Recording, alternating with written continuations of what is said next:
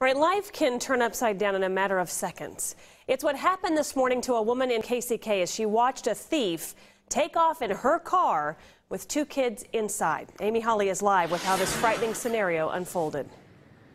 Well, anybody who's a parent who is very busy trying to run errands during the day is very familiar with this temptation. I'm just going to run into the store or run my errand real quickly and leave my kids in the car.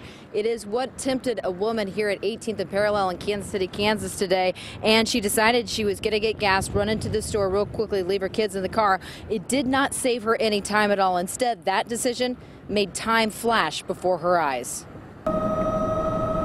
It's the most precious kind of cargo, but this morning, after a mother ran in real quickly to the gas station, a thief saw an opportunity. I seen the girl. Carmen Smith Maynard noticed a woman with pretty braids in the parking lot. Seconds later, that same woman was driving off with Smith Maynard's car with a 9-year-old boy and a 2-year-old girl in the back. And I started screaming and hollering, trying to get someone to help me, and my babies were in the car. She panicked, and apparently so did the woman inside the vehicle, not realizing children were inside. She said, "Where do you want to go?"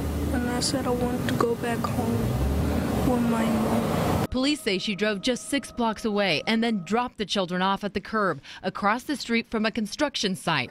The 9-year-old alone had to make a decision, so he scooped up his cousin and carried her to safety. A construction worker took them to a nearby daycare. The little boy was very upset, and so I asked him, "Sweetheart, what happened?" He said, "I was in the car and a lady jumped into the car and stole me and I think this was his cousin." The daycare provider was impressed with 9-year-old Travion, who was shaken, but she says kept his cool. I don't think a lot of 9-year-olds or kids in second grade could handle that kind of authority.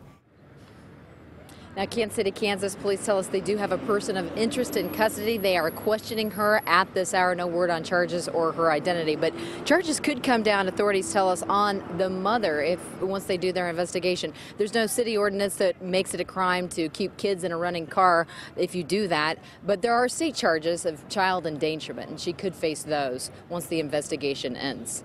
All are safe home tonight. In Kansas City, Kansas, Amy Holly, 41 Action News.